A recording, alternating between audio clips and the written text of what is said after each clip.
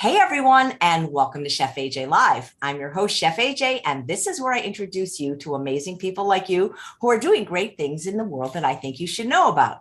Well, you're probably familiar with today's guest because she's been on the show many times before, but never by herself. And then it kind of looked weird seeing her in the frame all by herself because we're so used to seeing her with her husband, Dr. John McDougall. Well, it's none other than Mary McDougall. She's a retired nurse, homemaker. She's the co-founder of the McDougall Program, the co-author of 13 national best-selling books. Over, I think 5 of them were her own cookbooks. And for the past 50 years, she's worked with Dr. John McDougall, caring for people using diet therapy to restore their health and appearance. And she's created over 3,000 health-supporting recipes. As a matter of fact, I think she would be considered the low-fat vegan OG, because she really invented low-fat, oil-free vegan cooking. So we're here to talk to her today without Dr. McDougall. So maybe she'll have some juicy things to say about him. I know there's a few questions about him, all respectful, I'm sure. Please welcome Mary to the show. It's so nice. I've never talked to you by yourself. I know, it's weird. It is weird. It's like, I feel like there's something missing that's usually sitting right here. I know. That's so funny.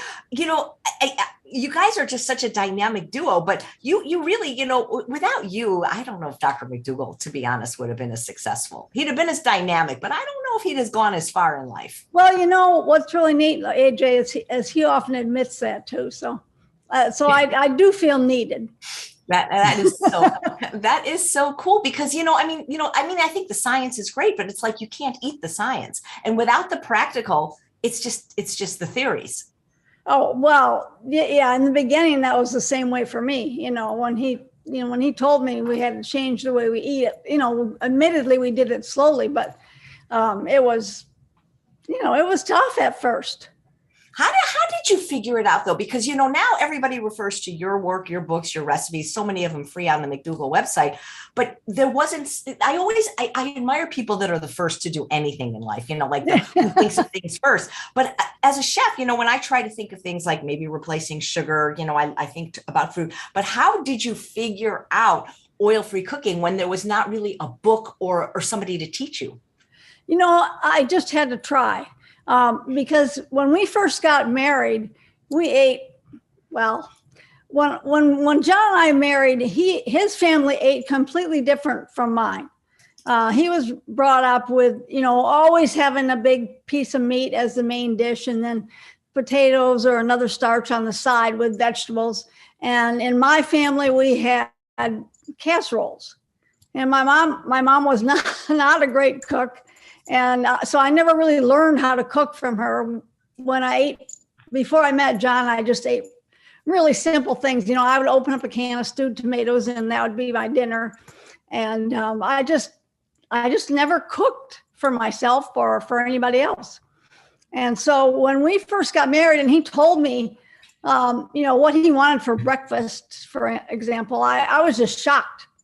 He wanted eggs and bacon and all this stuff for breakfast. And in my family, all we ate for breakfast forever was cereal, dry cereal with milk.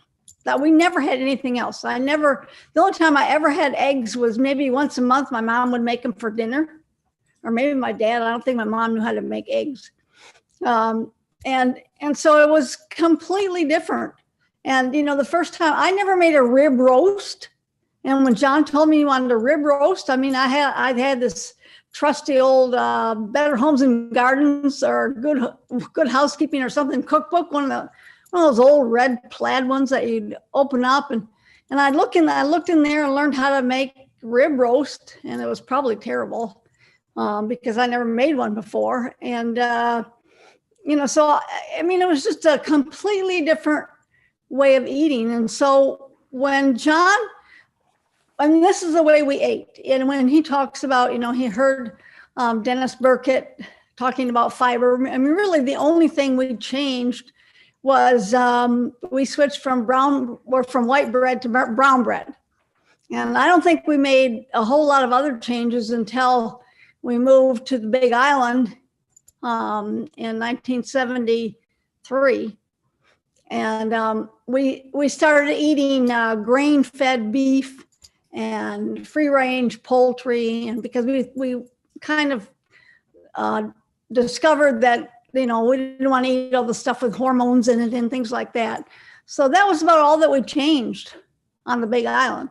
John was busy learning about, his patients being second and third generation people and eating different foods, but it really didn't filter down to us, until we left the Big Island and went back to Oahu, and then he started doing his research. And so he would go to the medical library, which happened to be right next door to the medical center where he worked.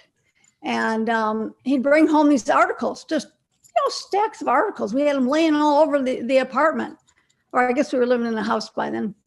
And he'd finish reading these articles and he'd say, Mary, we really can't eat red meat anymore.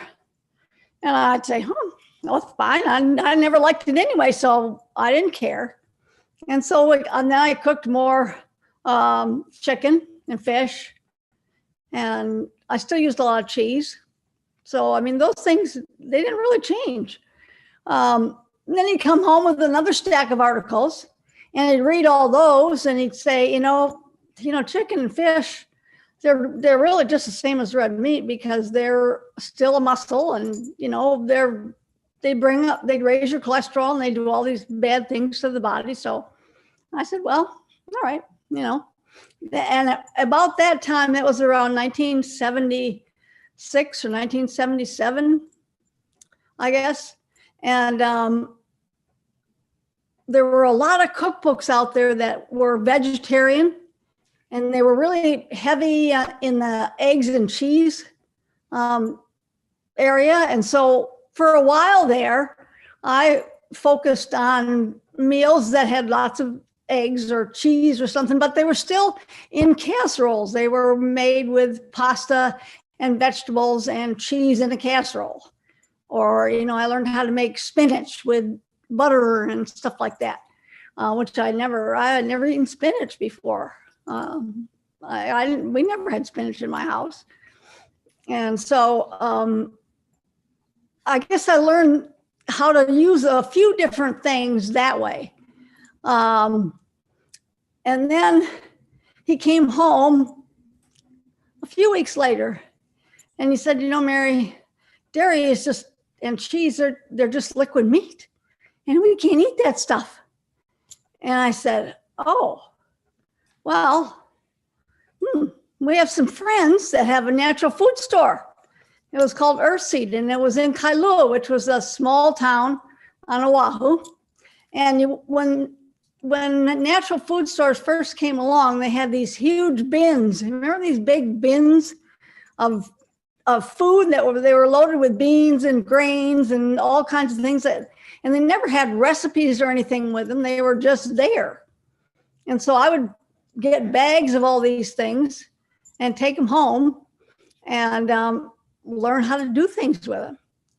And it was a lot of trial and error. If you talk to my kids, there were a lot of things, we threw away because they were just, you really couldn't eat them. I didn't know how to cook them. And, AJ, I never was a cook. I can still remember the first time I made a sauce without oil.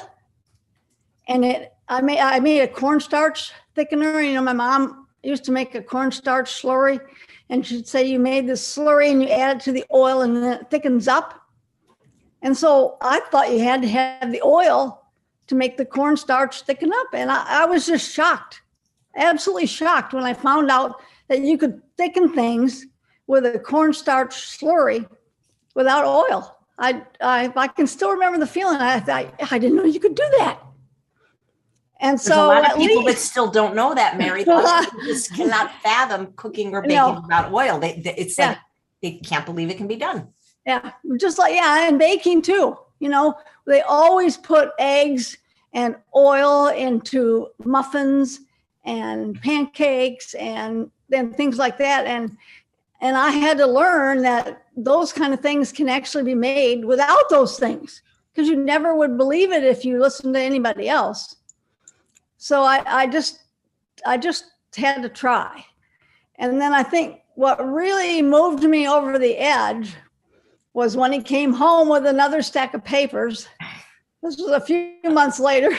And he said, Mary, you really can't use any oil anymore either. It's just as bad, or it's even worse. And I was just like, what am I going to cook? Or how am I going to cook? There was more like it. And it was a shock. It was a real shock. And I had to do a lot of learning myself and a lot of experimenting. But at least by the time he told me that, I knew how to use beans and grains and pastas and things like this, because I was used to making casseroles. And so I could combine things together with different kinds of sauces and leave out the oil, and it turned out. And so it was fun, but it was a challenge. It was one of those things that I don't know right now at my age, I look back and I think, how in the world did you ever do that? Yeah, it's pretty incredible, like that you basically discovered something that hadn't been discovered. And imagine if Dr. McDougall was married to somebody disagreeable, like, you just went along with it. That's incredible, because it isn't easy, to do something you've never done. Yeah, well, that's the kind of person I am, though, AJ. When he told me, we had to do something, I was like, oh, well, okay. And that's the kind of person, that's the way, I was raised. And so I said, sure, I'll try. And luckily things worked out. And I figured out how to make these things. Yeah, otherwise. That is incredible. It really is. It's just, you should be in some kind of Hall of Fame for that, like, or Guinness Book of World Records, Right. Because you've helped so many people, and you really set the stage for all of us that cook that way now, because once somebody does something, like when somebody breaks a world record, for example, that people say something's impossible, but once somebody does it, it sets the stage for so many other people to do it, Well, it's really fun for me to see all the people online these days that are cooking this way, and they're making all these delicious creations without oil, without butter, without eggs, and they're fabulous. And the nice thing to know is that, I guess I kind of started that. Yeah. And had other people realize that they could do the same thing. And now I see some really creative chefs that are much more creative than I was. I was just a basic home cook, and luckily, yeah. I liked being in the kitchen. So at first, you were really not a cook at all. You didn't even start out with culinary skill, really. No, I didn't. Even chopping onions was a big deal to me in the beginning. In a way, we could say you're the mother of low-fat vegan cooking. Maybe. Yeah, that's pretty cool. I think that's, there's such a misconception with oil. And we don't even need to get into the health aspect, whether it's good or not, but people just really can't wrap their head around that you can cook or bake without it, because that's how they learned. Well, and even if you buy, frozen vegetables, you want to save some time, so you buy frozen vegetables. It tells you have to cook these vegetables in oil in a pan. So, everything is geared to everyone using oil. And so it's really hard for people to get their heads around the fact that you don't need that. You can just leave it alone, and they taste great. And there are so many sauces out there these days. It was much harder when I started, because I couldn't go into, especially into the markets, especially when we first started out, there was nothing. There was just nothing. I had to make everything from scratch. I made my own. When my kids were growing up, I made my own cashew milk and my own almond milk for them to use on their cereals. And to this day, my kids still say, oh, I like cashew milk the best, because that's what they grew up on.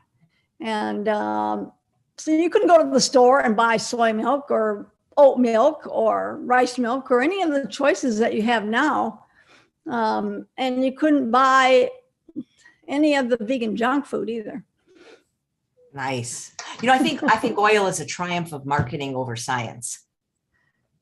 Yes, I think so too, because it's cheap.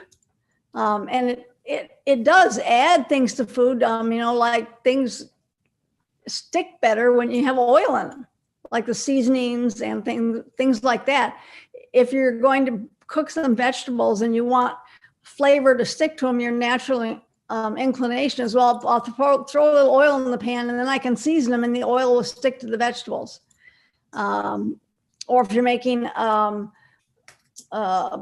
muffins or something like that, you think, well, I need to use eggs or oil because it won't be moist and it won't rise if I don't use these things. And it's just not true. And luckily, there are enough people out there these days that are making these things and showing others that it can work. Yeah, I think oil is what makes it so hard for people to eat at restaurants, because restaurants have not gotten the memo yet that it's possible. Restaurants will never get the menu, the memo. It's impossible. Even if you ask, if you go into a restaurant and you say, I want, my food cooked with no oil or as little oil as possible, it'll still come out covered with oil. And you think, whoa, I wonder what it would look like if I didn't ask for no oil. So it's impossible. And here where we live in Portland, it's especially noticeable because Portland is kind of well known for having lots of vegan restaurants. And we can't eat in any of them because they're all just loaded with oil or fake meat or fake cheeses. It's just, they're vegan, but they're not healthy. And so we don't eat out much anyway, so it doesn't matter. Yeah, I agree. Well, your food's so good. Why would you want to, really, So well, these days, I learned over the years too, is to keep it simple. In the beginning, I think I focused a lot more on fancier meals. I made lots of casseroles. I made meatloaves with beans and grains. And so I guess I focused more on having the plate filled with a lot of different things. And it wasn't until I got older, or I learned from my kids that they like simple things, that I even came up with the quick and easy cookbook, which was 15 minutes or less. So and you talk to any of my kids and they'll remember all the things I made and the things I experimented with and which book it went into and how old they were when I was doing these things. So they were my guinea pigs. That's great. I want to ask you some questions about the kids, but first I want to read a nice comment from Pamela, who's watching live. She says, I love Mary. Thank you for all you've done to promote healthy cooking. And Gail says, you're so inspiring, Mary. And she's suggesting a cookbook title for your next book called Mary's Table. Oh, well, I don't know if I'll ever write another cookbook, but I like that. Yeah, that's a great one. So I'm sure everybody wants to know, what's it like being married to Dr. McDougall? Well, it's never boring. I can tell you that for sure. I mean, he's always got some new idea that he's coming up with. Now he's doing a lot of work on trying to educate the public on what he would like people to know, on how to take care of themselves, how to take care of the planet, how to and this is one of the reasons that we have a really successful online class, is because people can do this in the comfort of their home and really learn about how their doctor, or if John were their doctor, how he would be taking care of them and curing their what they think of as incurable diseases. And so, we take people for 12 days and we teach them everything that we know. And they have guidance counselors that go with them throughout the whole 12 days. And then they're back with them every week after that. And we have meetings with them twice a month after they leave. So we keep up with all these people, and, we kind of just move them along. And so if they have any questions, they can ask us. And that's what people need, is they really need help. And so John's really focusing now on the kind of things that he can tell people, and they can listen to, and they can find out what he would tell them if he were their doctor. And so, and even the climate is the same way, is what can we do to help the planet? And so he works on these things all the time. So it's never boring. There's always something going on. That's funny. Well, what's the best part about being married to him? We have a lot of fun together. We like to do the same kind of things. We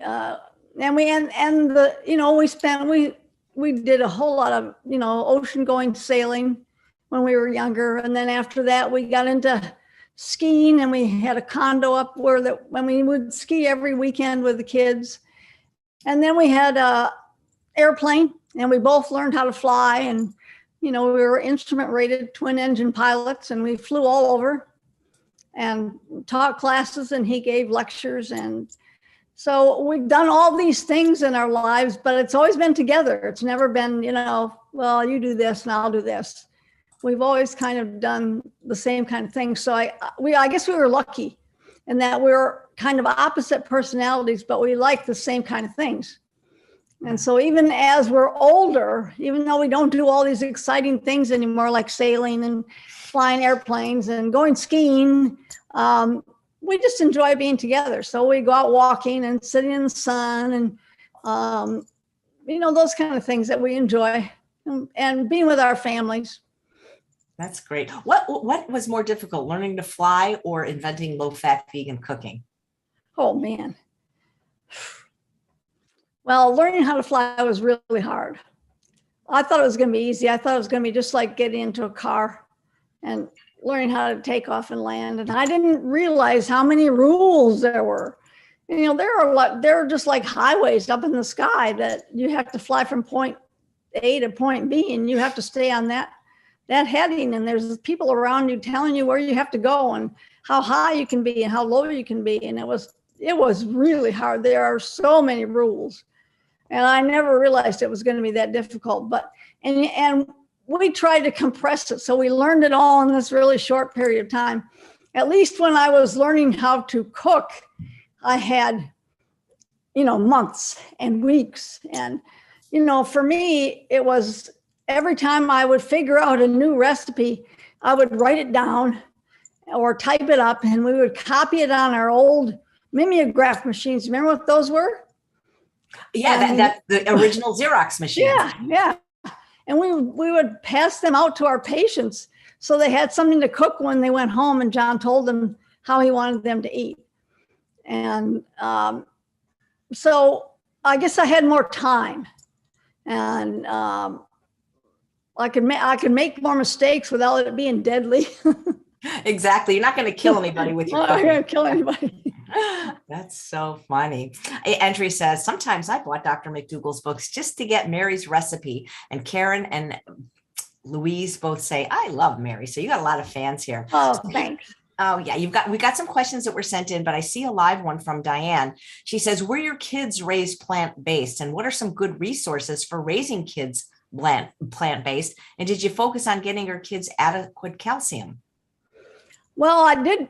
Let's see. Heather was 2 when we changed, and Pat was 1 when we changed to a plant-based diet. So I would say that they were pretty much raised that way. And our youngest son, Craig, he was always raised that way because he was 7 years younger.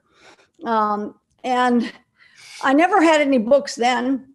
So I listened to what John said, and he said, they're getting adequate protein and calcium from the way that we feed them. And so there weren't any books out, so I never had any books. So I never worried about protein or calcium or anything else. I just trusted that the foods that I was feeding them were what they needed.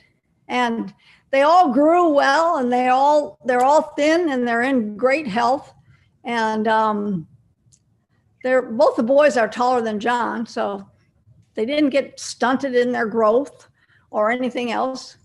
And you know, they didn't give me a lot of grief.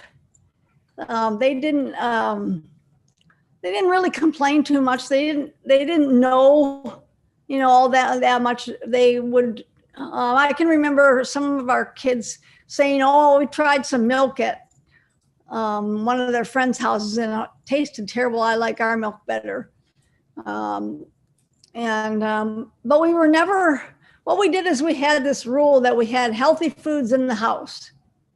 And so if they wanted to eat, you know, at home, they had the healthy foods, but we didn't go around and say, you can't ever eat this. So we weren't like policemen that said, when you go to a birthday party, you can't have any of the cake or the cookies or any of the ice cream. We just said, you know, you can eat this stuff if you want to. And then if they ever complained about how they felt after a party, it was always a great learning experience, because we could say, well, why do you think you feel that way? Could it be because you ate too much cake and ice cream? And so we always we tried to use these things for a learning experience. And we also had another rule. We had I had one thing on the table every night that I knew everybody liked, even if it was just brown rice that they could put soy sauce on, or broccoli. We called broccoli little trees. And I always made a dipping sauce for the broccoli. And so there was always a big plate of something that I knew they loved. And then I would say, well, you have to try a bite of this and see if you like it. And then you can eat as much of the brown rice or as much as the broccoli as you want. And so we got them to try new things that way. And as they grew older, they all had favorites. And so it was very interesting in our family. Which of the three kids was the pickiest eater? Patrick. The middle one. Okay. He still is. He still is the pickiest eater. He likes, you know, certain things, you know, he loved refried beans, or, you know, mashed beans and bean burritos. And he loved pasta with marinara sauce. And now he still likes those things. And there are still, I mean, he still doesn't like onions. And, you know, there were things that he didn't like. And so I would say that he was the most picky of the children. But all of our kids, they married people that were amenable to changing the way they ate. And so all of our grandchildren have been raised vegan also. So we have 7 grandchildren, and they're all vegan, and they've been raised this way, and they're all growing up healthy and full of energy. And, you know, the oldest one is 18 now, and the youngest one is 7. So incredible.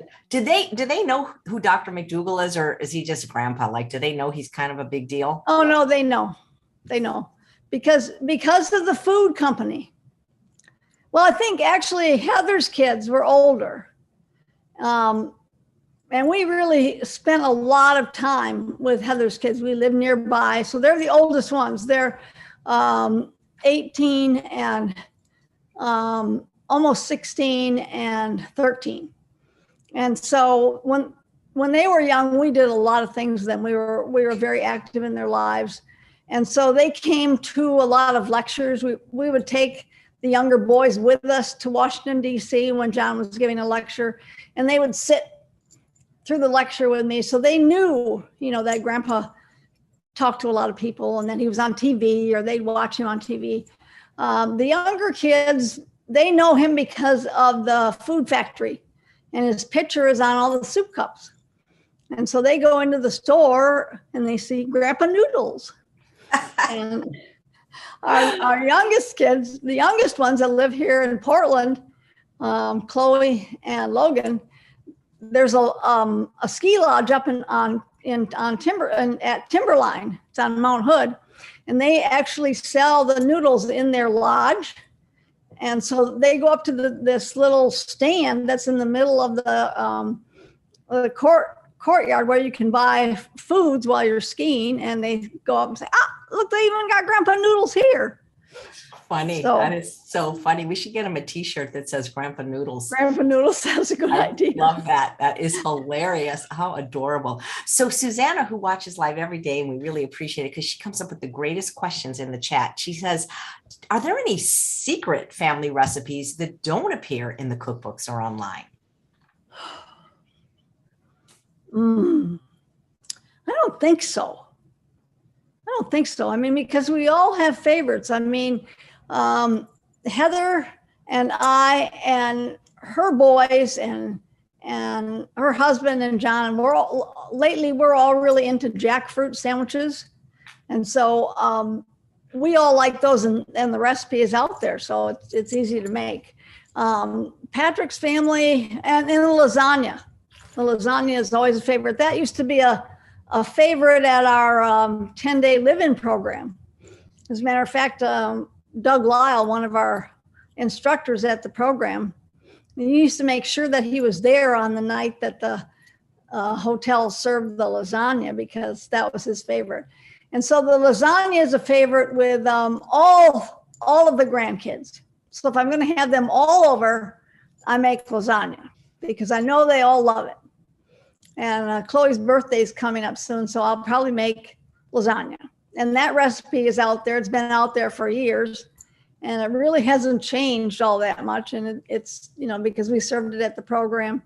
And that's the one thing that we thought would be the most detrimental when we first started the online program, was that people used to really love getting together and coming into the dining room and having the food all fixed for them. We had a big buffet spread out, and they could choose, amongst a whole slew of different things. And the lasagna was always a favorite. But what we have found out with the online program is that people learn how to cook in their own kitchen, and they get to cook their favorite foods. And we have enough instructors, and I do a few cooking classes that's in their folder that they can watch me prepare foods that are some of our favorites. And I know you do a class for the online program, and I think they have Kathy Fisher and Katie May, who are also, plant-based, oil-free cooks. There's so many of them now. And so they have a chance to see all these other people cooking, and they get to try it themselves. And it turns out that the response that we've had has been that, kind of the opposite of what we thought. We thought people would say, oh, we really like the online program better because, you can get together with people. But we have learned how to do it so that they can still get together with their other participants, and they get together much more personally with John and myself. And they get to do the cooking and the shopping, and they get to ask the questions while they're learning how to do this right at home. And so we have, when we've compared the people that have gone through the online program with the people that have gone to the live-in program, we find that the people like the online program better.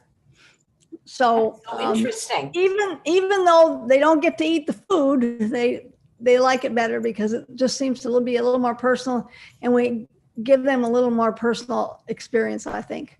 Yeah, and more one-on-one, more intimate experience. And also for a lot of people, especially ones that live outside the United States, that travel has got to be a big help for them, not having to fly.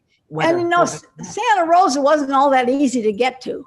No. You had to fly into San Francisco, and then you had to either take a bus or usually a bus for an hour and a half trip up to Santa Rosa to get to the program. And so it was one of those things that it's much easier when you just have to sit down in front of your computer and turn it on, and the class is right there. You know, in the privacy and comfort of your own home. And every morning you and Dr. McDougall do a session that's about, 45 minutes long, like a fireside chat. I think it's fantastic. It's really great. Yeah. Well, of course the price is so much less than the other one too. Right. Because you don't have to have lodging and food and air travel. Yeah. Yep. Yeah, that's one of the great gifts of COVID. So a lot of people watching live, like Diane and PJ, want to know where they can find the wonderful lasagna recipe. And Susanna said, would you ever do a cooking demo of it? Let's see. Where the lasagna recipe is probably in the mobile app, or it'll be online.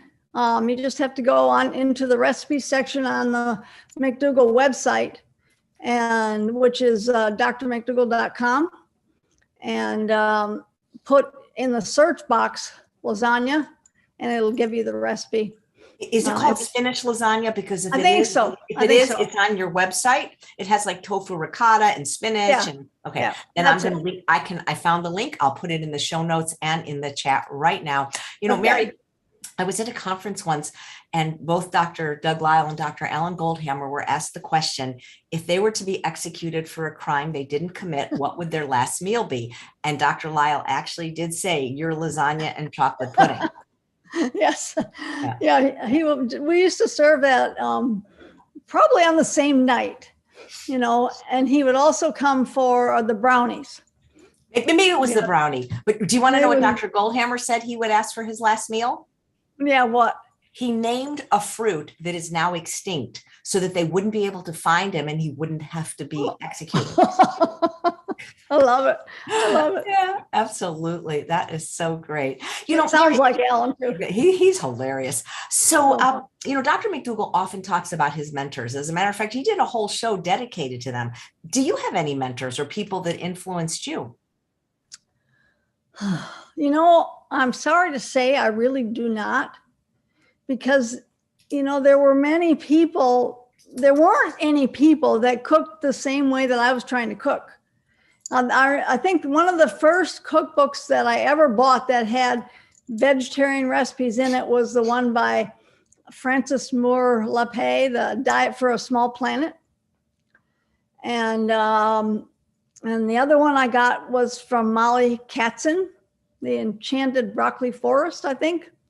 And those were, there are none of the recipes in there I could use anymore, but those are the first books that I ever looked at that had, at least they were vegetarian at least.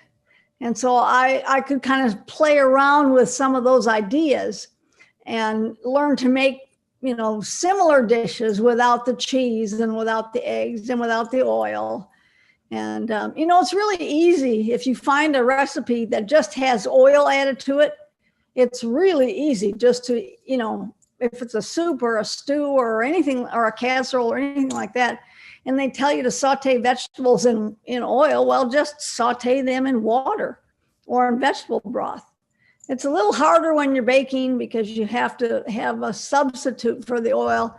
And the best one that I found over the years was either a prune puree, like baby food prunes, or they used to make actually a prune fat substitute that they don't make anymore. So these days I usually use a prune puree or a pumpkin puree or some applesauce that adds a little bit of moisture.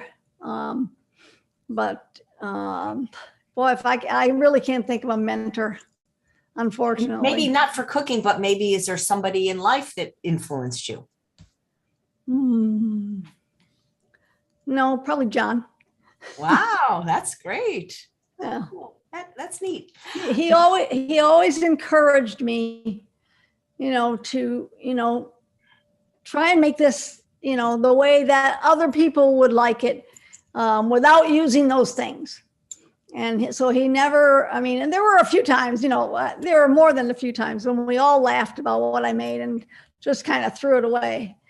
But most of the time it was, oh, this was a good idea, and he would sometimes offer some suggestions on, and things I could do different. Like there's one recipe that I have no idea where I got it from or where I made it from. I cannot find it anymore, but I used to make him this great white bean sandwich with carrots and different kinds of spices. And I remember I used to bake it in the oven, and then I would grind it up.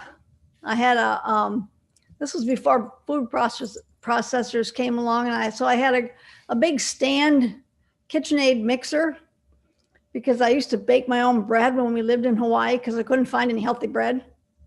And it had a meat grinder attachment that fit on the top end of it. And I would put this bean mixture into the meat grinder and turn it on, and it would come out like this ground up white bean mixture. And I used to make him sandwiches that he used to take on the sailboat. And he still talks about them. And I cannot remember if I ever wrote the recipe down, because I made it all the time when we lived on the Big Island. Can't find it or can't remember it anymore. So I have never been able to duplicate it. Well, that would be cool if you did. I know it would. Well, when a recipe was a flop, did you try to work on that same recipe, like and make it not be a flop, or did you just give up and then just do a different recipe? It kind of depended on whether I thought it could be saved or not, and whether the ingredients were things that my family would like. I remember there were many things that I used to like. Eggplant. Well, not when I was little, but when I started cooking this way, I liked the flavor of eggplant because I thought it could absorb moisture, and I really liked it in tomato sauces, but that was when I was using cheese, and so the eggplant kind of absorbed the oil and the cheese and things like that. And when I tried to make it without that, the recipes turned out great, and Heather and I loved them, but John hated them. So those are recipes that I just don't make anymore. There's a couple of them that are hanging around in some of the old cookbooks, but it's not one of the favorites. And a few of the things that I tried were, everyone in the family said this is way too hard to chew or something like that.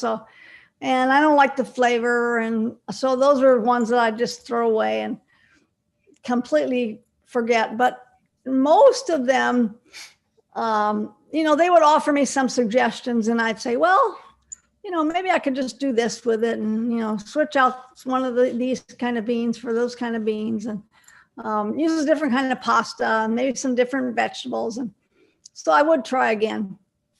Everybody's a critic, aren't they? Oh, always, especially your family. Oh, then they need to know how to cook themselves. You ever wonder,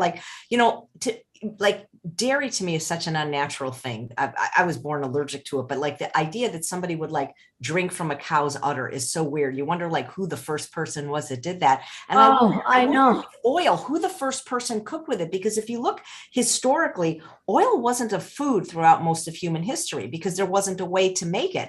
When I did some research on it, maybe Dr. McDougall, next time he's on, he can talk about the history of oil. What I found out about oil is that it actually was a prize during the ancient Olympic Games at Greece, and they would adorn their body with it. Nobody would eat it. So I'm wondering who the idiot was that started this cooking with oil, because I mean, some things like cooking with aquafaba, that was a great help to humanity. People I know, but who decided that? I mean, who was the first one that, poured the juice off the can of chickpeas and decided this was a great idea? Because you can do so many things with it. Right. And chickpeas had been around in cans forever. And I'm trying to find that person and get them on the show. But I'd love to know, who started this cooking with oil? I think it had something to do with Crisco. Remember when we were younger, there were cans of Crisco, which was the white lard type substance. Because when I was younger, I remember that my mom had a can underneath the sink, and it was filled with fat drippings from all the things that she made, like bacon and chicken fat, and they combined them all in this can, and they would put it under the sink. And so I think, and that kind of, I think Crisco came from that. And then people thought, well, instead of having to melt the Crisco, it'd be easier if it was in liquid form and you could just pour it in the pan. Yeah, so I mean, I remember. That's my guess. And Jews did something similar. It was called schmaltz. Like they would cook up chicken and make chicken soup, and the fat that was off the top, they would skim it, and it's just crazy and all that. And that's why people were sick from that. That is something. Hey, which of your 3 kids was the most rebellious? I have a guess, but I'm going to see what you say. It was Heather for sure. I knew it. I know, because she's got the same birthday as me, so I figured it was her. Yeah, but she wasn't. She wasn't really. Well, I guess she was rebellious in food too, but she was the most rebellious. I think she just. I don't know. Maybe girls are that way. I don't know, because neither one of my boys were ever what I would consider rebellious. Nice. But are they more like your personality? Probably. Yeah. I think Patrick is for sure. I think Craig probably has a little bit of me and a little bit of John in him. And just like Heather, I think she has more John than me. That's so funny. I can see that. She's going to be on the show soon. We had to reschedule, but she is definitely going to be on. We can, good. We can hear her. We can hear her side of this. So that's great. That's a good idea. Mm-hmm. So I've asked Craig to be on, but he doesn't respond. So maybe he really doesn't like speaking in public. It's just not his thing. He tried it a few times when they first moved to Portland. He gave classes and things like that, and it's just really not his thing. He doesn't mind talking about it individually with his patients, but he doesn't really like to get up in front of a bunch of people. And I don't know whether it's because he doesn't want to, follow in his dad's footsteps, or he doesn't want to feel like he's being compared to his dad. But he's good. He's really good. He's a great speaker, and he could do a lot of great things, but it's just not what he likes to do. Okay, well then I won't ask him. But if he ever changes his mind, because he likes to educate. He gives lectures. And he teaches residents and things like that, but it's more one-on-one than it is in a class or a classroom setting. Because you said he makes a really good dinner that he invites you over for that you guys love. Noodles, yeah. We were going to go there last night for noodles, but they ate too late of a lunch, and he didn't feel like making noodles last night. So he said, "Can we do it later on in the week?" And we said, "Sure." It didn't matter to us. But he does this great noodle dish with noodles and ramen broth and shiitake mushrooms and tofu, and mixed up various kinds of greens, and puts them all in a bowl together, and just really great. And I don't have the recipe for it yet, because every time I've tried to make it, it never turns out like Craig's does. And even though I've stood over him and watched him make it and try to make it at home, it just doesn't turn out the right way, but I'm going to keep trying. Well, that's cool that he makes noodles. Someday I'll have it. I like that he's making noodles for Grandpa Noodles. Well, if he doesn't like to speak, maybe he'll come on the show and make his noodle dish. Maybe he will. Maybe he would do that. So Maisie says, what kind of noodles do you use in your lasagna? Well, I usually, unfortunately, just use the white flour lasagna noodles that are the no-bake kind. This is a special occasion meal. I don't buy the whole wheat noodles that you have to cook. You can do this, but I buy the no-bake lasagna noodles. They're just made from flour and water. So you look for ones that are just made from semolina flour and water. And then you can lay them in the pan, and they cook as they bake. And the mixture kind of it absorbs the liquid from your lasagna into the noodles, and they get nice and full, and you have a great casserole. And for people that have to be gluten-free, they do make a no bake, no oil brown rice noodle. Oh, do they? Oh, Yeah. brown rice noodles are the best. Yeah, they do. I've seen it at Whole Foods, I've seen it at Sprouts, and I've seen it on Amazon.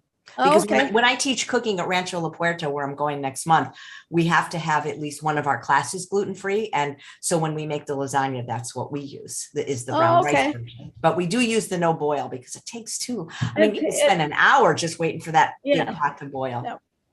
Yep. I'm glad they have so many different kinds now. You know, when I first started making lasagna, you couldn't buy no bake noodles. So I had to, make my lasagna noodles and drain them. And I remember hanging them over the sink and, letting them dry. And it was awful. Such an ordeal. I had to do that once recently for an in-person class. And it's like, I'm not doing that again.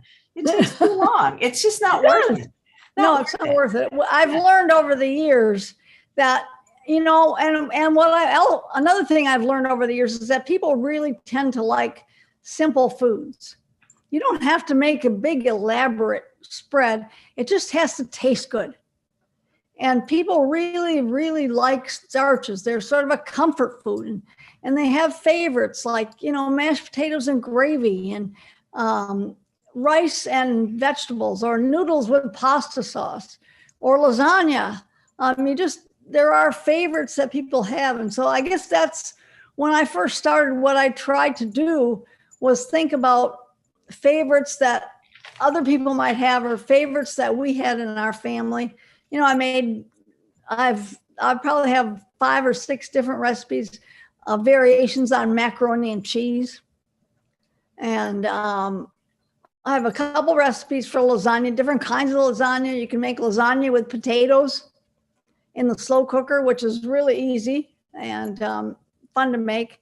And so I guess I tried to take recipes that we liked and, make them into something different, and try and make them easier, because people also don't like to spend hours and hours in the kitchen usually. Absolutely. At least they don't. No, I don't. I mean, and you're a chef and you don't like to spend hours. I don't like to. I like to batch cook and just not think about it, Yeah, me too. Do you do any kind of batch cooking for yourself? Not too much. When I'm making dinner, I'll make a double batch so that John and I will have lunch the next day. And if we happen to eat it all, then we have Grandpa Noodles for lunch. Otherwise, I also like to cook the really tiny potatoes. I think they're called new potatoes.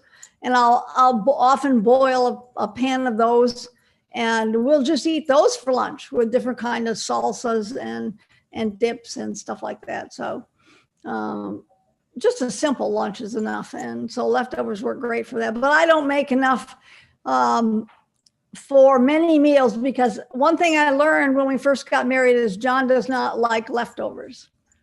Wow, so that's so interesting. Never made stuff that, I'd say 2 days later, you want to have this? It has to be something completely different. Now I can make a big pot of beans. I'll make a big pot of pinto beans, and one night we'll have a pinto bean bowl with a Spanish rice that I'll make from brown rice and a salsa underneath, and I'll put the pinto beans on top of that and layer on some lettuce and tomatoes and avocados and some more salsa. And that'll be our burrito bowl that we have for that night. And then I'll mash up the beans and I'll make bean enchilada, or Tex-Mex enchilada, where you mix up the beans with corn and leftover rice if you have any, and black olives and green chilies, and you layer that between enchilada sauce that you make without any oil, just from cans of tomato sauce and cornstarch and a few seasonings. And so I make a kind of a Mexican lasagna with the beans in between layers of corn tortillas. Yeah, that sounds great. That's so interesting that Dr. McDougall doesn't like leftovers, because I prefer leftovers, because to me, they always taste better than the original. Well, they sometimes do, yeah. But I always have to be creative and find different uses for my leftovers. Julie's wondering, when you mentioned you make a lot of jackfruit sandwiches, are these barbecue jackfruit? And you're using the canned, not the fresh, correct? I'm using the canned, or you can actually on Amazon, you can buy shredded jackfruit, and they're in vacuum packages, and they're not seasoned or anything. The only ingredient in them is just jackfruit. So otherwise I'll use the cans, and I'll have to drain them and rinse them to get the brine off. And so then I just add barbecue sauce to them. But the kind you can buy these, I think it's Edward and Sons makes the shredded. It's in a box, and I've gotten it on Amazon, but a lot of the Sprouts also sell it. Oh, okay. And then all you have to do is put it in a pan and add your favorite barbecue sauce, and just let it cook for, maybe an hour, and it's all seasoned and ready to go. So it takes a lot less time than using the canned jackfruit. Yeah. John, who's watching live, wants to know if you can substitute applesauce for oil in a baking recipe. Yes, you can, but you don't use the same amount. If your recipe calls for a half a cup of oil, you can use only a quarter of a cup of applesauce. Oh, and, so it's less. Okay, good. It works. Yeah, it works really well. And your baked good is not going to get quite as high. Maybe your muffins, will be a little less high than. But and another thing to make sure of is that you don't overbeat. You don't want to stir your mixture too much, because then you end up with little hockey pucks. Yeah, absolutely. So you have to be really careful. Yeah, and what's nice about using applesauce is it also doesn't only add moisture, it adds sweetness. It does. And so you don't need as much sugar or sweetener or whatever you're thinking about using. And I think when you're also using things like maple syrup or agave, instead of the sugar that was in the original recipe, you have to remember to use less liquid, because both agave and maple syrup, or any of the other, you can buy brown rice syrup and barley malt syrup. They all add sweetness without the white sugar, but they also add moisture. And so you'll need less moisture in your muffins or your pancakes or whatever you're baking. I still remember this one time that I made chocolate cake. We were trying to make chocolate cake for a birthday celebration.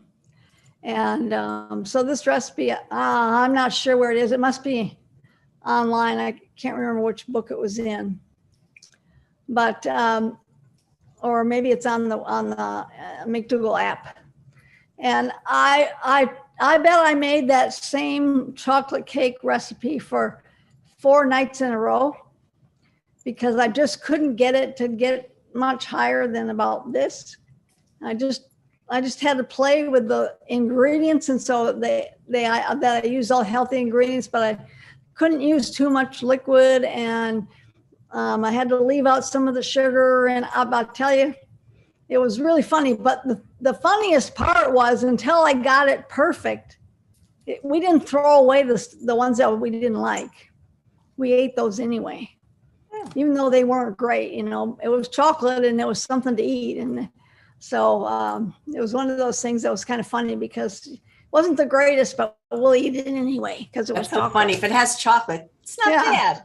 Not bad. That's funny. That's a good. So in other words, when we're creating recipes, if they don't taste good, just add some cocoa powder. Yeah, I like that. Right? I like that. That's funny. Marianne says, are there healthy breads you can actually buy? There are.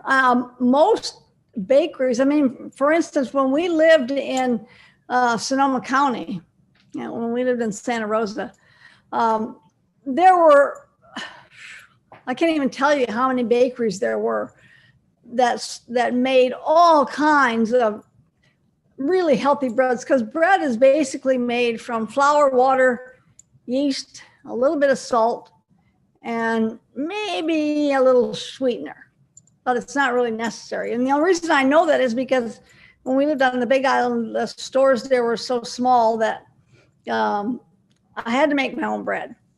So you only need those 4 ingredients to make bread. And there were bakeries all over Sonoma County that made bread, and I could buy them in the regular supermarket that I shopped in. So we had delicious, whole grain breads, rye bread, seeded sourdough, just delicious breads. Here in Portland, not so lucky. It's much more difficult to find a healthy bread that doesn't have oil in it. And so, I look for breads that are made from all whole grains, are really healthy. And if it does have oil, it's one of the last ingredients on the package. But you keep searching. Whole Foods has a bigger variety of oil-free breads than do most regular supermarkets.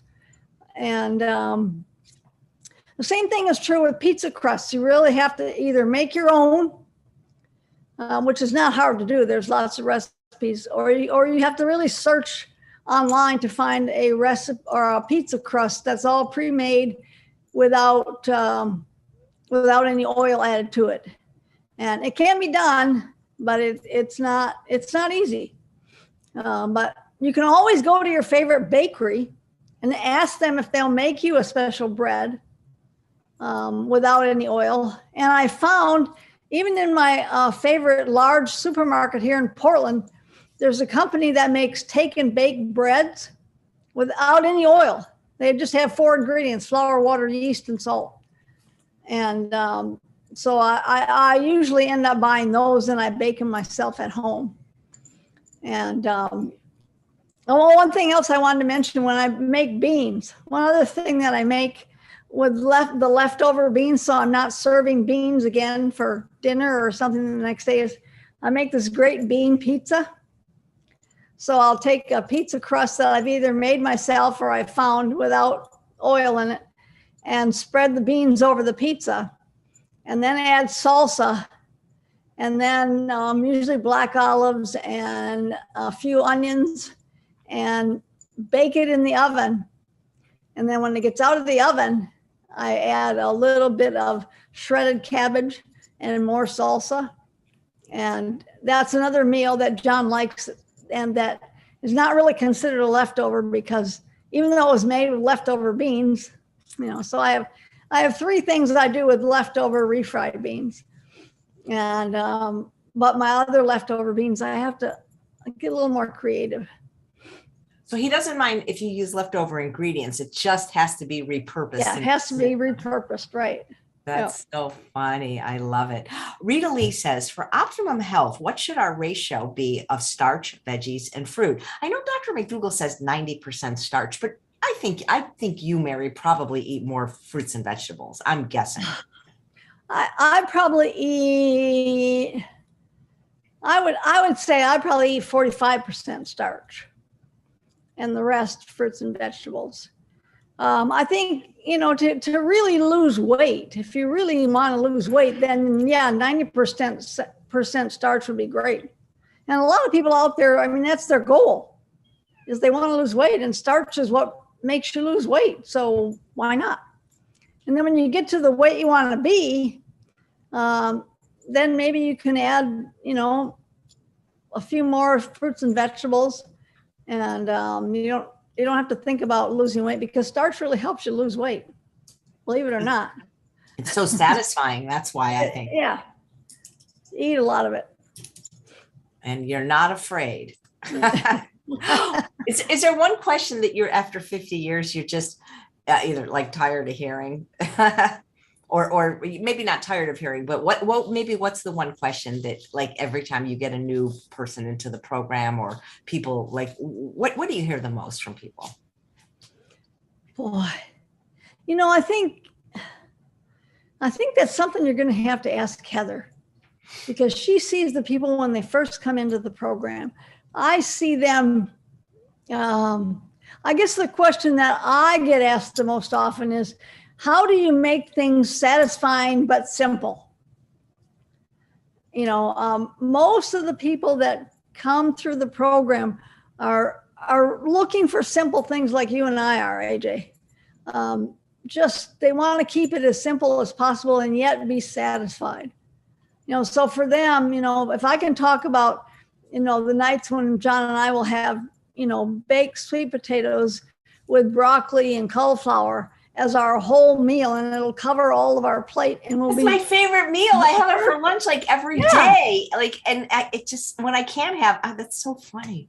It is. And, I think that's one of our favorite meals too. And I mean, the nights that we have, our other favorite meal is fried rice, when I'll use a package of mixed stir-fried vegetables that I just saute in usually in nothing, because they're frozen and they're just going to thaw on their own. And I just let them get really soft. And then I take packages of frozen cooked brown rice and cook them in the microwave, and put those packages into a bowl. Make some baked tofu, which, the recipe. The latest book, I think, is the Healthiest Diet on the Planet. There's a baked tofu recipe in there that I use all the time. And I'll have a whole batch of the baked tofu in that. And I add that to the rice, and then I add the vegetables to that. And there's a lot of companies that make really healthy teriyaki sauces that are made without oil. So I usually add a little bit of teriyaki sauce to the stir fry, and we enjoy that a lot too. And sometimes there's enough left for lunch the next day, and I'll eat it. And sometimes John will eat it too. Man, you know what? I don't know if it's possible to hire this person, Susanna, because I'm telling you, I'm blown away by the questions she asks, because they're ones that I wouldn't have thought of, but I love this question. Can Mary tell us about her first meeting, Dr. McDougall, from her perspective? We always hear the story from his point of view. Oh, well, I can still remember the operating room that I was in. And at the time, I was a scrub nurse for a really famous orthopedic surgeon named Dr. Swanson. And he was really famous for inventing the silicone joints that you put into people's fingers that have arthritis when their joints are all crippled up. And he invented these silicone joints, and we would insert them into fingers. It was really a fun operation. They had one for the wrist, they had one for the elbow, they had one for the knees. So it was great. But anyway, at the time I was working in the afternoon, and I was working with one of his residents that was in training. And we were just doing an ordinary hip pinning before they had the big hip replacements that they do now, where they just take the old hip bone out and throw it away. And back then in 1972, when you broke your hip, you got it fixed, and they pinned it back together with a long thing that looked like a hip with a big flat piece of metal off the side of it, and had screws that went in. And we were doing that, and John walked in as an extra scrub person. And so that's really how we met. I just looked up over my mask, and there he was. So he was probably wearing a mask too. Yes. So he obviously fell in love with you. Did you think he was handsome with the mask? And he was a lot heavier. He wasn't as heavy as he got after we got married. So at that time he was probably, I'm guessing he was probably only about 180 then. He wasn't that heavy then. He makes it sound like he was, over 200 pounds when we met, but he wasn't. And I wasn't as heavy as I got later either at the time. So yeah, I thought he was cute, but at the time I already had a boyfriend. So I wasn't really looking for anybody else. I noticed him. I thought he was a cute guy, but lots of guys are cute.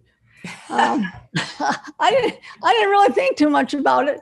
And then he asked me if we could get together sometime, and I just kind of brushed him off and said, no, I'm busy. I have a boyfriend, and so he just kept at me. And Dr. McDougall is persistent in general, though, isn't he? Yeah, when you want something. So what happened to the boyfriend, and have you been in touch with him? I actually did. I met him one night after I decided that I was going to go out with John. And I went to I think it was a bar, and I met him there, and I said, I found this guy that, I really like, and I think I want to spend some time with. So I don't think we should see each other anymore. And Was he devastated? I don't think so. Have you been in touch with him since? No. I wonder if he knows about you, because, you're kind of famous. I wonder if he knows about you. He's probably dead. Oh. he wasn't that healthy that I would ever consider. And his parents died when they were quite young. So I never think about him. So I haven't thought about him in years until you mentioned it. So I wouldn't have the faintest idea, and I would have no interest in even looking him up. Okay. It was, I wasn't serious with him or anything. We were just having fun together. Yeah. But I wanted to let him know that, I wasn't going to be seeing him anymore, because I was going to be seeing John. Well, that was a very smart decision, and your whole life took a different direction. My whole life, yeah, it sure did. It really did. Yeah, we have to thank that patient that broke their hip. Yeah, that's true. I can't remember whether there was a woman or a man, but because you don't see him when you're doing an operation, everything is covered except for the little spot that you're working on. So it's so interesting. Yeah. So let's see. I saw this interesting question from Anne. What is this happy person element that Mary has that Dr. McDougall refers to? Can she elaborate? Well, I guess he kind of refers to the fact that I don't get down in the dumps very often.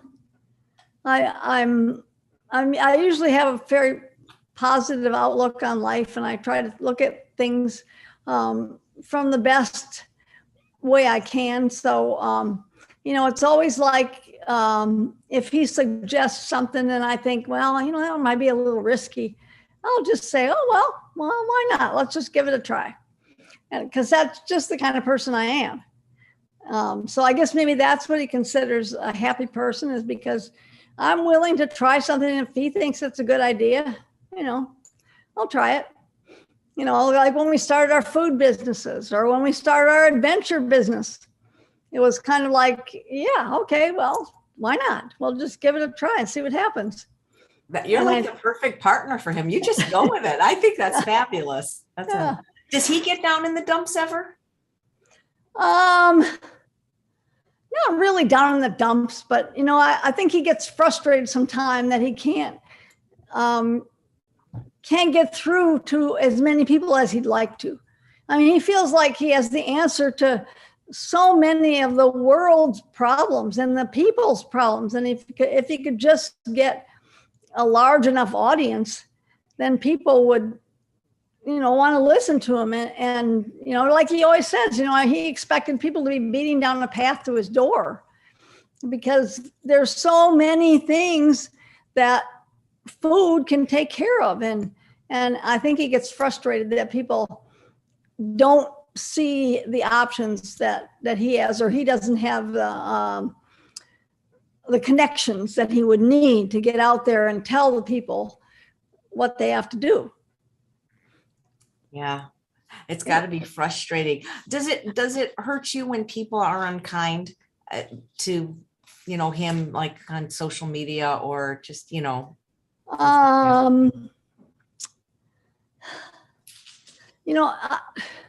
don't really read all that much social media. I really don't get online that much.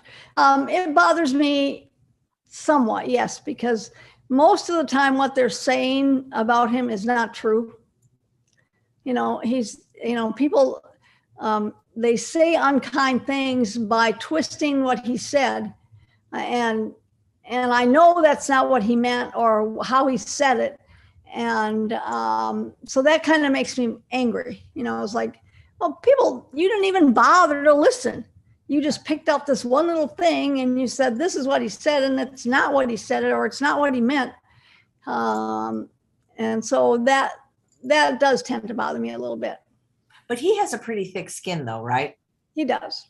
I think he's probably learned that over the years. I wish I could get that quality, because that's a good one. Yeah, okay. So Laura says, Mary, I thought I heard you once say that if you're craving sweets after a meal, you didn't eat enough starch. Is that still your opinion? I think so. I think what I think is that John always talks about people, they're eating so many calories that are empty calories, or that they're you stuff yourselves with pork chops and chickens and all this kind of stuff, and you never satisfied your carbohydrate craving.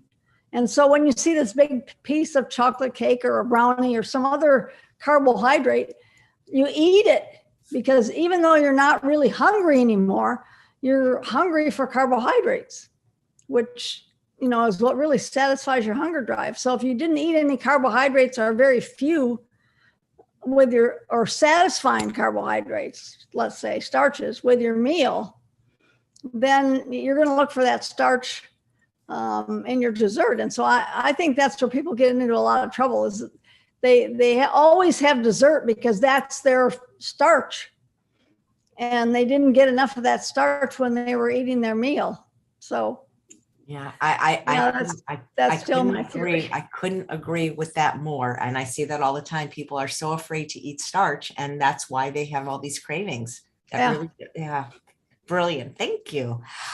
So here's a question from Edward. What basic seasonings do you tend to use to help make vegetables taste good? Could you please give an example? Oh, my favorite seasoning is a seasoning mixture. And they used to sell it at Costco. They probably still do, because it's a Kirkland brand. And it's called No Salt seasoning mixture. It's a blend of 21 organic spices, and it comes in a jar about yay big. And I used to buy it at Costco, and when we lived in Santa Rosa, and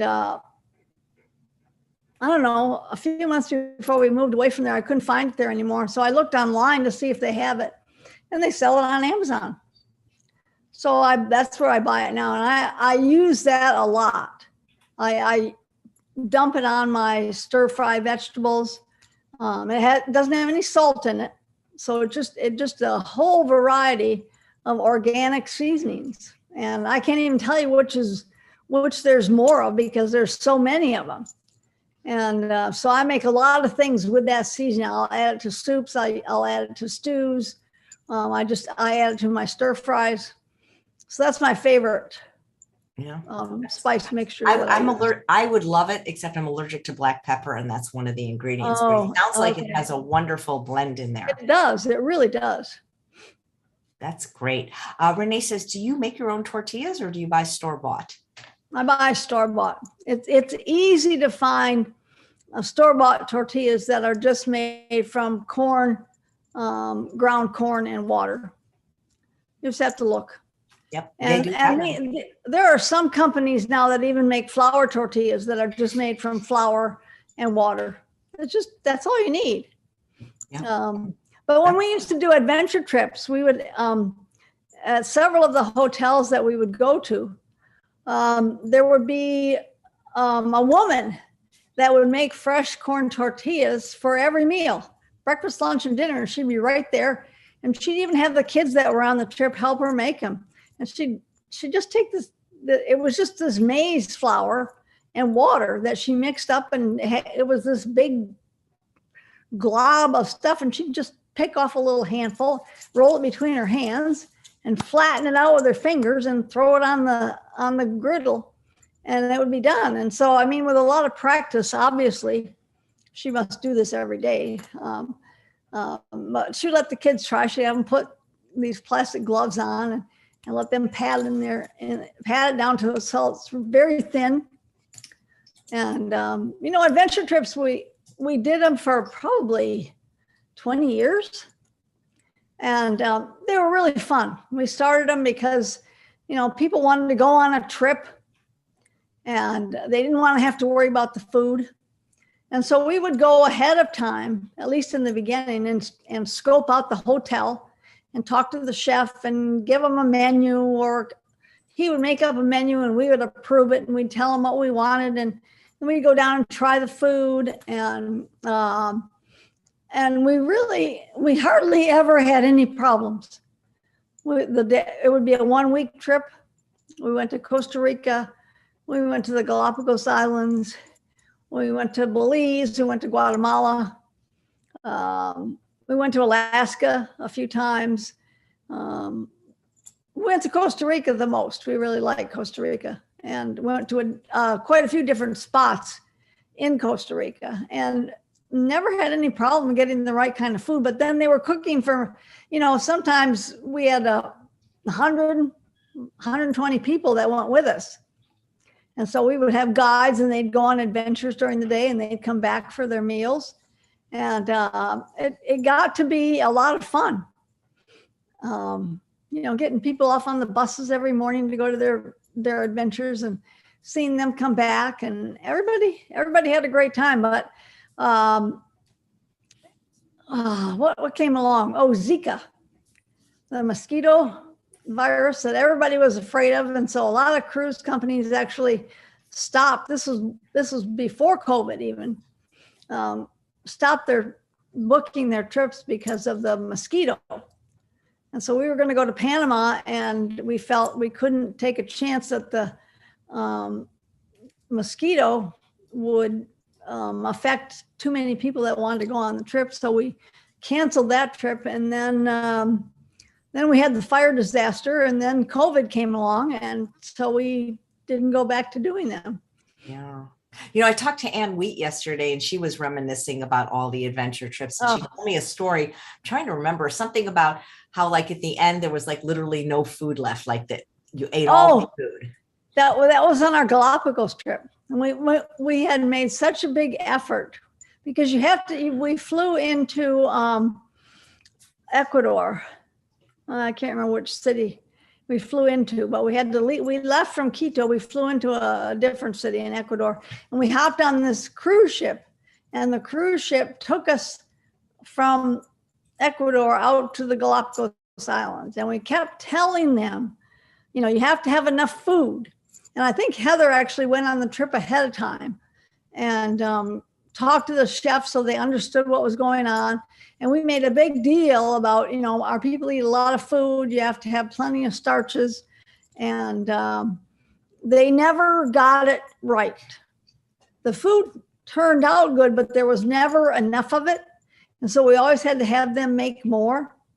And by the last night, when you usually have the captain's dinner, and so it's a little bit fancier, there was literally nothing left. And I took Anne down into the storage area of the ship, and I showed her, and there was actually one bag of white rice left. And it was a small bag. It wasn't even a big 25-pound bag. And that was it. So the last night for captain's dinner, I was in the kitchen with the chefs putting together some kind of muffins that we could ladle a lentil bean sauce over and use some rice as a side dish. And that was our captain's meal, because there was nothing left to eat on the ship. It was amazing, because when you're in Galapagos, you're cut off from all stores where they could shop. And they were meeting other ships on the trip and trading bottles of booze for food. It was hysterical when you think about it now, but at the time it wasn't too fun. No, and that's the other thing, people don't understand calorie density. They don't understand when you're eating a low-fat diet and an oil-free diet, you need to eat more food, and they'll never get this in the restaurant industry or the hotel industry. You were able to train your chefs at the Flamingo, but I've done 19 conferences, and unless we did the food ourselves, which we did for all but 3 of them, which is very difficult in a way, more cost effective though. The hotel, the same thing happened to us at a conference. They finally got the food right, but they run out. Like, how do you run out of rice and potatoes? It's like the cheapest food. And it's so funny. I guess I'll tell this story. I mean, she may be watching live or in the replay, but we love the Wheats, Larry and Ann. And I had stayed with them a few times when I spoke at the San Francisco Veg Fest. And I was always so excited because, I mean, they've been McDougallers like as long as you pretty much. They've been your friends for years. And so they eat the same way as us. And so I was so excited. And this is before I realized, like, when I travel, I got to bring food with me. And so they made a delicious, compliant McDougall meal and they put it out. And I swear to you, I thought that was like my serving, but it was meant for the three of us because, you know, they're a little bit older, so they don't eat quite. And I was like so hungry. So I learned, and I didn't know them well enough yet, like to say, could you take me to this store? Could I have more food? So I was really hungry. So I know now, like always have extra, you know, always travel with a potato in my purse and things like that, because nothing worse than running out of starch. Now, people don't get it. It took us a long time. We had a few favorite hotels in Costa Rica that we went to over and over again. And so, you know, by the second or third time we were there, they knew, you know, how much they had to make. And so it got a little bit easier. And then Flamingo, the same way, when we first started the live-in program at the Flamingo Hotel in Santa Rosa, Heather and I would be back in the kitchen every single day of every single program, tasting the food, making sure they had enough of it, making sure they made it the right way. And for the first couple of years, at least, this is what we did. And I even had to go in there a few times and show them, look, this is how you make the sauce that you put on the tofu so that the tofu tacos turn out the way they're supposed to and not like mush. And you know, they couldn't make the pancakes. I had to go in and show them this is how you make the pancakes with the bananas and the applesauce. And they didn't get it. You know, it took a couple of years. And, but by the end, of course, they were great because they were so used to cooking this way because we were there for almost 20 years. I remember meeting them. I think was his name John? John, yes. And then Joyce, right? Joyce. They seemed very receptive to this. I wish more chefs could be like that. As a result of working with them so long, did either of them change their eating? I don't think so. That's so interesting. I know Joyce did, but I'm not too sure about John. I don't think, at least not very much. You know, we had some of the staff there that changed the way they ate. A couple of them noticeably lost, you know, quite a bit of weight. And so they would actually eat the food that was left that, you know, when our people were done eating the food, we'd go back to the kitchen and the staff would eat the food that was left from our program. And they would, you know, cook that way at home. Most of them were Latino. And so they really loved the beans and rice that we always served. And so, it worked out well for them. So we had some people that followed it, but not 100%, but a little bit at least. Yeah, well, that's fantastic. A lot of people are talking about your barbecue jackfruit, and I'm going to post a link to that recipe as well. But somebody named Gloria is asking, could it also be made in a Instant Pot? I suppose so. I don't know why. I don't use my Instant Pot enough. I use it for potatoes. When I make mashed potatoes, I always make my potatoes in the Instant Pot. I sometimes use it for beans because it cooks them quicker, but I'm so used to my slow cooker. That's how I grew up, or that's how I started cooking, was with a slow cooker. They didn't have Instant Pots when I first started cooking this way. So I loved making my beans in the slow cooker because I knew they would get soft if they cooked all day. I never had to worry about them not getting soft.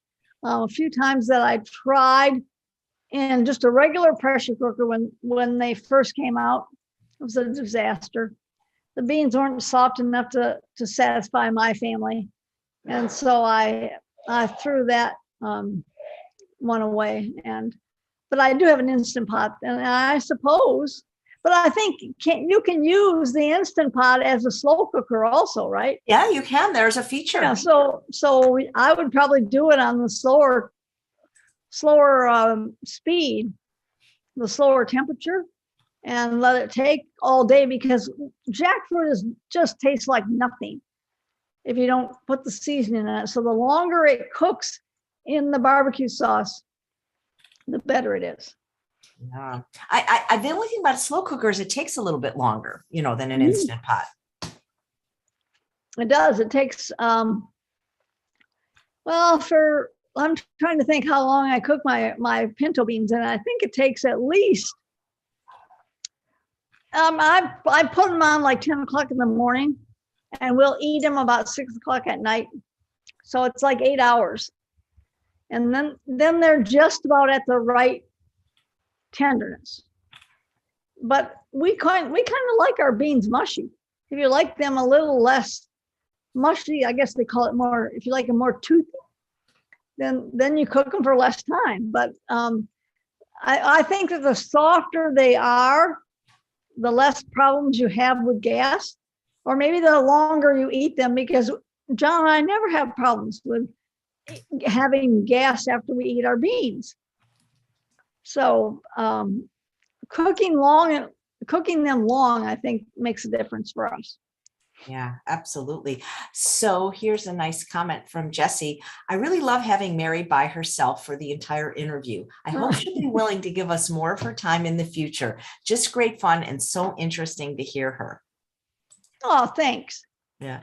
You're not going to want to hear the next thing, because I know you don't want to do it, but I got to tell you, people have been asking for years for you to get in the kitchen and cook again, even if it's just your simple recipes, like what you're talking about. They're not expecting lasagna. Well, they'd like lasagna, but they like it if I could make them and they could eat it.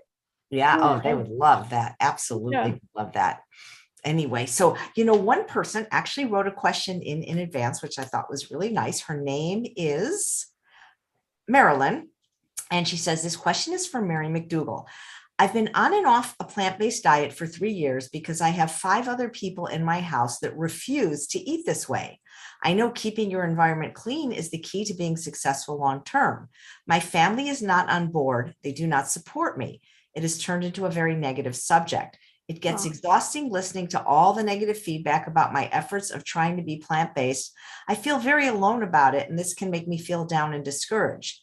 If one of my teenagers makes cookies or brings home junk food, I'll sometimes cave and eat because I feel emotionally down or just drained. When I prepare meals, my 4 teenage boys will say, yuck, is that vegan food? I'm not touching that. My husband usually won't even try it, and he's overweight. It's hard. How do I stick to it when I start to feel down about it and I don't have family support? I could get rid of all the non-vegan ingredients in the house, but then my boys will be very resentful towards me. I've stopped buying meat, but not dairy, because they will complain up a storm to everyone. My boys are always complaining that I don't make meals anymore that they like. There is nothing to eat in the house. I tend to be a people pleaser. Please help. Mary, I want to hear your answer, but I'd also recommend she have a session with Dr. Doug Lisle. I think she should. Yeah. I would suggest definitely that she comes to one of our residential program, not our online programs, because she'll get a lot of ideas on how to make it work when the rest of your family does not do this with you. It makes it really, really difficult when you don't have the support of your family. But we have so many people that go through so much with each individual participant that they would have so many suggestions for her that would make it easier for her. She'd have a support specialist with her every day for 12 days. They would give her ideas on what to do for her family, what to do for her children, what kind of meals that she could make that would please everyone. The best thing that we have found over the years is that, you find some things that your family likes, like the lasagna or the just pasta with the marinara sauce. And then you have other things on the side that they can add to it. Like if they want cheese on their lasagna, then you have some grated cheese that you can put on their side of the lasagna. Or if they like meatballs, you can have them put that on top of the healthy pasta and marinara sauce, and they can put meatballs on theirs. or you can do a fried rice dish, like I make, and then have grilled chicken strips that they can put on their side. So you try and combine the two together, but it's hard. You have to have a lot more willpower than most people have, because you have all this other stuff in the house that you used to eat. And these days it's even harder, because ads on TV, or you walk into the store and you're hungry and all this convenience junk food is there. And it makes it really difficult unless you're really committed. I really feel sorry for her, because that does make it extra hard. And one thing I would suggest is that she does like you and keep potatoes around so that she can eat when she's hungry. So the food that she has to make or keep around for the rest of her family doesn't look as tempting, because if your stomach is full, you're not as tempted to eat the other things, which is one of the things we always recommend to people. If you're going to go to a party, or if you're going to go to someone else's house, or like for you, when you're going to go traveling, take food with you or eat before you go someplace, so that your stomach is full and you're not tempted by the other stuff that's there, because the familiar things and the familiar smells, they get to you if you're hungry. And it just makes it very hard. It's really hard. I think this is what I hear the most from everybody. Yeah. It makes it much easier if your whole family is doing this together. I mean, like for us, when we started, our kids were really little, or they didn't even know any different. And so we all did it at the same time. And when my children, brought their kids up, this is all they served them. So they didn't know anything different. But if kids are used to eating all the junk and the sodas and the just all the stuff that's out there, the fried foods, and they're not, and they don't want to change, it's really difficult. I mean, you can inspire them by saying, well, you might lose some weight, you'd be able to run faster, you wouldn't have pimples on your face. If you could get something that would get in their head and say, well, maybe I can give it a try. But it's like our husband, if she can't get him to think, well, maybe I'd lose weight, I wouldn't have any heart problems, or I wouldn't have any diabetes. But there are people that just don't care, unfortunately. And I think this is one of the things that we find so frustrating, is that you can tell them and teach them, and they don't care about themselves. They just don't care. They'd rather eat to their death. Yep. And there's nothing we very can do frustrating. about it. I think it's even harder for her, because she mentioned she's a very agreeable person. See, now, if this was my situation, I would just say, well, family, you have two choices: take it or leave it. Don't let the door hit you on the way out. I know that's what you would do, definitely. But see, I'm not like that either. I mean, I would probably do what I said, is make sure that I was always full, and I'd have a place for my stuff, and I try and make things that they liked and could add to. But it does make it hard. Absolutely. Here's a nice comment from Anne. What an incredible talk. Mary is an outstanding woman, and people really love having you on. So I know I promise not to keep you too long, because I know Dr. McDougall, he does marathon sessions. This is a Mary-thon session. Yeah. But I do have one final question, and okay. You might want to think about it for a second, because in 1058 shows, this is my 1058th show, I've only asked this question once, but I really liked it. It got a good response. So there's a movie you may or may not be familiar with. It doesn't really matter, but it was a wonderful movie I saw many years ago called Afterlife. It was actually a Japanese film, and it was a very poignant film that touched me deeply. And it was about the idea is that when we die, we go somewhere, and that in order to go to that place, we have to take a memory with us, that's we have to choose one, because you view your whole life and then you pick one. And in this movie Afterlife, these people were at a way station because like they hadn't chosen their memory. And so if that was true, thinking about the wonderful life you've had, what memory would you take with you? Oh, wow.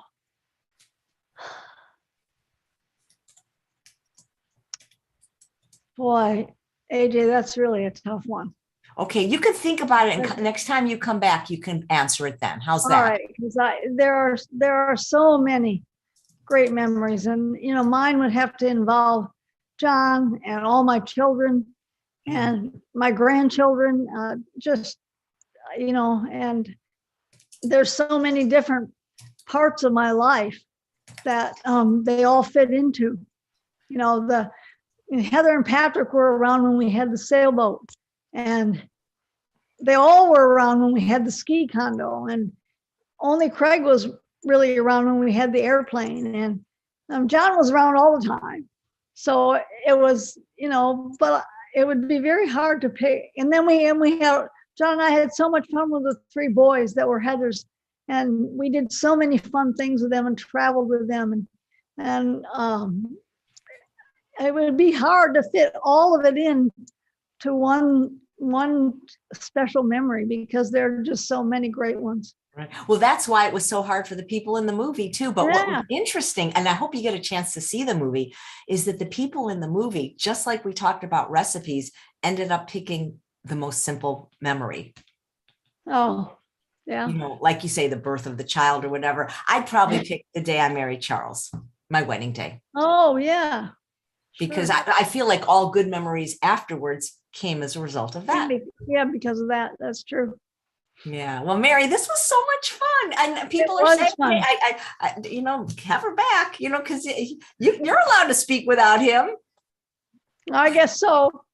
And we have a lot of other things to cover, I suppose. Yeah, but you guys are great together. You guys remind me of peanut butter and chocolate. You're great together, but you're also great on your own. Oh, well, thanks. Oh, what am right. I, peanut butter or chocolate? Oh, you're definitely chocolate. Definitely chocolate, because you make everything better, which we learned today. Okay. If a recipe doesn't work, just add chocolate. That's right. I love it. That's what we learned today. Thanks so much, Mary. Thank you, AJ. It was great fun. It was really fun. And thanks all of you for watching another episode of Chef AJ Live. Please come back tomorrow when my guest is Amy from Be Green with Amy, and she is going to be doing a cooking demo. Take care.